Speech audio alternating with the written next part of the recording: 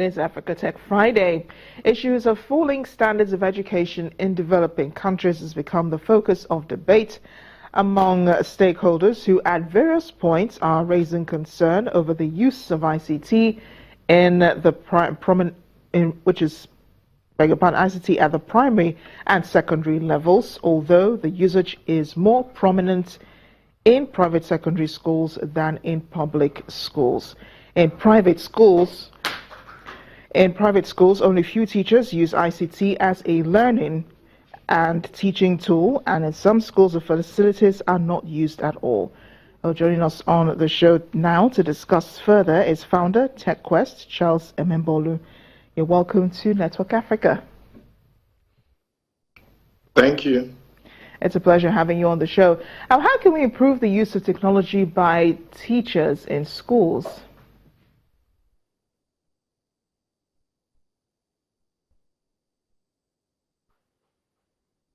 Pardon? I didn't get your question. Oh, okay. I'm sorry. It must be the network. How can we improve the use of technology by teachers in schools? Some of the ways we can do that is by discussing and understanding the challenges that they face, and also making some input into the curriculum. Today, some of the curriculum is outdated, but there are giant strides happening more, like you said, in the private sector. But the public sector as well has begun to benefit from certain government and private sector-led initiatives in the area of ICT, using e-learning and deploying a lot of tools and gadgets for the students. So do you think that policymakers should look into ways to make it necessary? I know lots of schools already use computers and so on, but should it now be compulsory for schools to use ICT? Definitely, it should. But then you still have the question of infrastructure and the ability of having power to pass some of those things. But as a policy, it definitely should be adopted as part of education in our private primary and secondary institutions.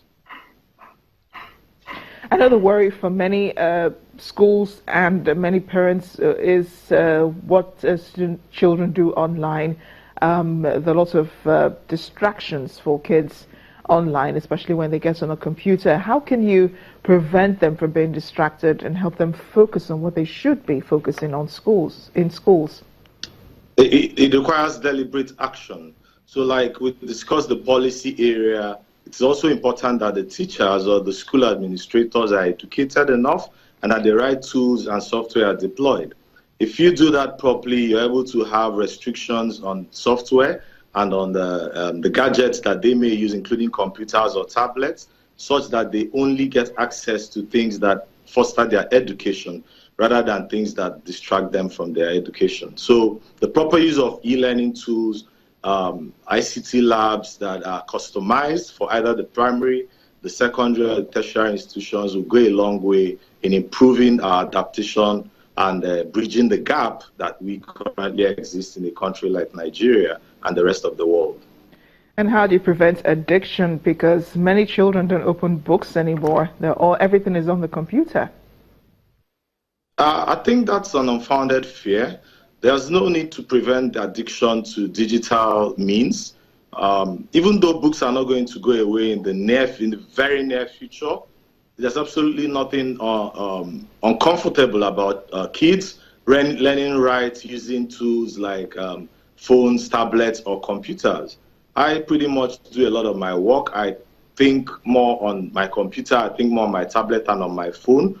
And I don't find anything wrong with that. I think it should be encouraged rather than discouraged, so far it's in the right direction. Would you say that kids who use ICT are more smarter than kids that don't? Definitely not. It doesn't mean they are smarter. It just means they are better equipped to face the current world that we are in and the future world of tomorrow. Well, thank you so much, Mr. Emembolu. Thank you for joining us on Network Africa. Thank you very much.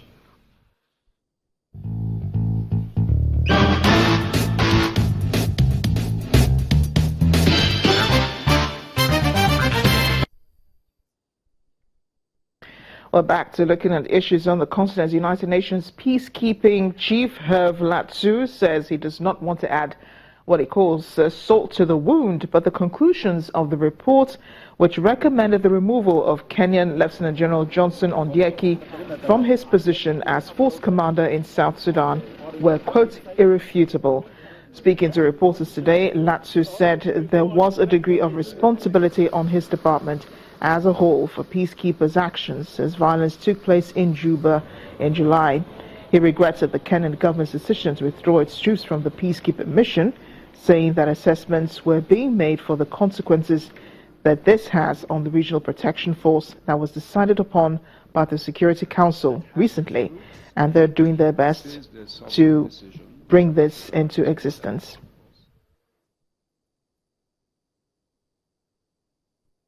That's Network Africa today. Thanks for watching. I am Amarachi Ubani.